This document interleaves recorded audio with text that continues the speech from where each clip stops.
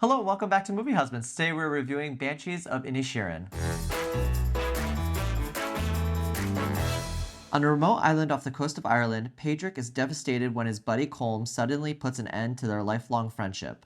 With the help from his sister and a troubled young islander, Padraig sets out to repair the damaged relationship by any means necessary. Directed by Martin McDonagh, it stars Colin Farrell, Gleeson, Kerry, Condon, and Keoghan. And just a little note for today's review, as most of our reviews go, we go into a lot of detail and specifics about the films in which we're conversing about.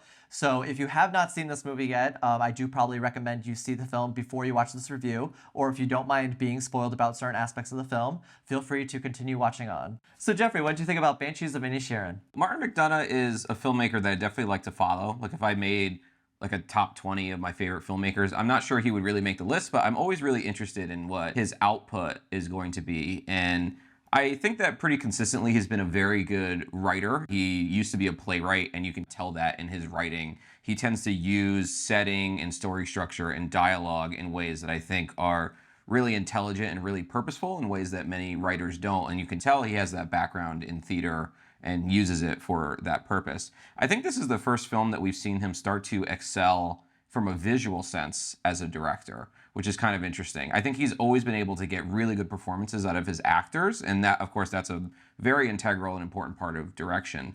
But this film has a visual flair and I think is much more well-rounded as a feature than I'm used to from him. Yeah, I agree with that for the most part. I would definitely put Three Billboards in that context as well, because I think that has a lot of visual flair and is also probably one of my top 10 favorite movies of the past 5 years. Oh wow, I didn't realize you liked that though. I love Three Billboards. And this has brought up a lot of conversations because I guess that movie is really controversial with some people and doesn't work for people. It really worked for me. I liked it a lot. Yeah, so. No, I think that movie is downright hilarious. There's this pessimism in the hilarity, which I find very unique to him and his writing abilities. Definitely, yeah. That writing style definitely carries over into this movie as well. This movie is very funny at times, but it's done with this very dry humor and very pessimistic kind of humor in a way, which makes it all the much more sadder. Yeah. But you're laughing and you're also kind of like feel bad for Colin Farrell's the main character. Lost his best friend. He doesn't understand why, but he has this like innocence about him. So even when he becomes at his most desperate to keep his friend and he starts doing things that are pretty reprehensible, he still holds this innocence about him, which I find very interesting. It's more in a visual sense. I tend to look at him and he has like this little like on his face. Yeah. You know what I mean? Yeah. Like he's always kind of looking like a little concerned, but also like very caring. Going to Gleeson, what's so great about him is that he is almost devolving into insanity and depression, but at the same time is so restrained and sane from a visible sense.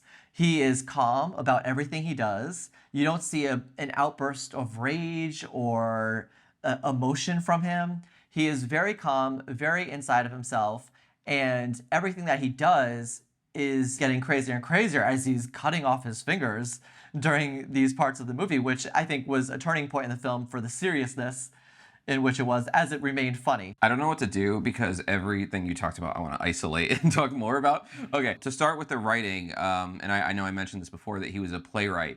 Did you notice how carefully he pays attention to his dialogue? A lot of the humor of the film comes from repetition. So you notice there are these scenes where a bar patron and the bartender are saying the same things over and over. The patron is having the thought and realizing that that's the right thought as the bartender is having it. So that leads to a lot of comedy, but there's also like the cadence at which people speak that he's paying attention to. All of the line deliveries in this film and all of the characters are so finely drawn and so idiosyncratic. They actually sometimes remind me of almost like a Coen Brothers film. Do you know how like Coen Brothers films, they'll have these random characters that are like secretaries or people that work in a store that have this really unique, idiosyncratic, strange and eccentric personality. There's a lot of those people in this film. There's that wonderful shop owner who's like, what do you have for the news? You know, and she just always wants all this gossip, and she's so funny. And the barkeep, he has his own kind of unique personality. The older woman who is kind of walking around speaking proverbs and prophecies. I was very impressed with his writing, and again, you can tell that he's a playwright because when you're writing plays, you have so little to work with. The dialogue and the characterization is something that is really integral to the production, right? And he really transfers that to this film. And I noticed that in particular, that how specifically delivered all of the dialogue was. And on top of that, just the attention to detail in terms of creating these characters that are very individualistic and have these very specific traits about them is that the way that they interact with each other. Their personalities are so clearly drawn that when they interact with a different character, and I can think of this most with Kerry Condon when she goes to the shop, because she does not give this woman any gossip at all. And she's very stern and she's very to the point, and she's like, give me my money, I'm going. She's mainly usually brought into the film to help remedy situations that men are dealing with. Yeah, she is. That's a great observation. And comparing with Colin Farrell's character, when he goes to the shop, he entertains her longer than he should because he's kinder, he doesn't know how to say no, so he pretty much just hangs out while he's trying to get his money for the milk. Yeah. But that's almost something to aspire to in a way. I think when you look at all of these characters, you can see something to appreciate about them and maybe something that also makes their lives more difficult, some sort of shortcoming that they're not seeing the full picture of, of the circumstances that they're in. Brendan Gleeson's character Colm and his kind of motivations for why he's doing what he's doing, I think is really interesting because he has this existential and despair-laden dilemma about how do I want to spend my final years? He has maybe in his mind like 12 years left to live, and he's like, how do I really want to spend this? Do I want to have drunken conversations in a bar, or do I want to live a life of the mind, and do I want to enrich my musical abilities and leave something behind that you could almost kind of call a legacy? This film also has like kind of a tension between sociability and the life of the interior, and what happens when those two things collide with one another. There's something about Brendan Gleeson's character that I really understand and identify with. I'm not saying that I would chop off my own fingers to the end of being an introvert and somebody who really enjoys art, but I do think that he's on to a type of despair and a type of existentialism that's very real. I think that's a great point to make because on the other hand, I definitely relate more to Pedrick, I would say. Yeah, you're definitely more of a Pedrick and I'm more of a Cole. We didn't get to Barry Keoghan yet, who plays Dominic in this film, and he is almost starting to play this replacement friend for Pedrick. He is one of the most colorful characters in this film, I would say. Yeah, wonderful performance, yeah. Very insecure. And on top of that, you have his father who plays the town sheriff. Yep. And he is a character and influence in the film as well. Quite the cast and ensemble, if you think about it. Just all the players in this and the way that they interact with one another. Yeah, I actually said to you leaving the theater that I could see this winning SAG Ensemble because every main part, including the policeman, who has kind of more like a very minor part, or even like the barkeep, everybody is very strong in this film, and everything is very well acted. Going from there, I do want to talk a little bit about how this film was shot, and I think a lot of that is, I would say, blessed in a way from the beautiful landscapes that we have in Ireland here. Yep. The landscape and the setting and the scene almost lends itself to the look of the film. And due to, I think, microclimates in the area, it's very moody at times. The skies aren't as bright and shiny. It rains a lot. A lot of that sense of moodiness plays so well into the characters and what they're going through in the film as well. Yeah, there's this gorgeous light that comes through, especially in the morning shots that comes through everybody's windows, because they have these fairly dark interior shots, but then you have this beautiful kind of blown out light that comes through that has an amber glow. It's really one of the first times I've seen Martin McDonagh have these really beautiful images that you see as paintings, that he's coming into himself as a visual director much more so than he had before. So going back to earlier when I was talking a little bit about how the film starts getting darker in a sense, Brendan Gleeson, he starts cutting off his fingers every time Colin Farrell's character starts to talk to him, because he's like, I want nothing to do with you. You talk to me again, I'm going to start cutting my fingers off one by one till I can't play the violin anymore. And the first time, it's a shock to, I think, everybody. And also, Colin Farrell hilariously treats it as I can't keep the finger. So he puts it in a box and has to somehow get it back to him. Yeah. So now Brendan Gleeson's character is faced with this, this darker path of really physically addressing his internal strives. The movie becomes darker at this point. It's almost like a comedy turning into devastation. I think that for an hour, this is one of the funniest movies of the year. Genuinely, I was laughing out loud for a good hour. And it's quite dark subject matter, but it was a very good hour of hilarity. And then it slowly progresses into, as you said, devastation. So how did you feel as the film got more and more devastating? This is one of the differences between this film, and this might be a little bit of a negative in terms of this movie, but I think with Three Billboards, there was this sense of comedy that followed throughout, even with the problems that were happening. Three Billboards is more redemptive, I would say. Yeah, and Frances McDormand did a beautiful job in being a really funny character while also being so serious. And in this movie, it's almost as if the tragedy is there on screen, but the hilarity itself becomes very sad. It doesn't become as funny as it used to be. You see it in a new context. So everything that's funny from that point on has a tinge of sadness to it. It's weird. I'm not sure if it worked for me because I was like, oh shit, he really cut off his fingers. I'm like, that's kind of crazy. But I will get to a point in why it worked. And I think the why of why this worked is because of these mirroring conversation images about the civil war that's happening on the mainland. Yeah. And these conversations and the time in which the Civil War on the mainland is being referenced is so particularly done. And they come up at very specific moments that have something to say about the change in that character from the beginning to the end of the film. I think in particular cases, it's going to be very specific and very detailed and very spoilery.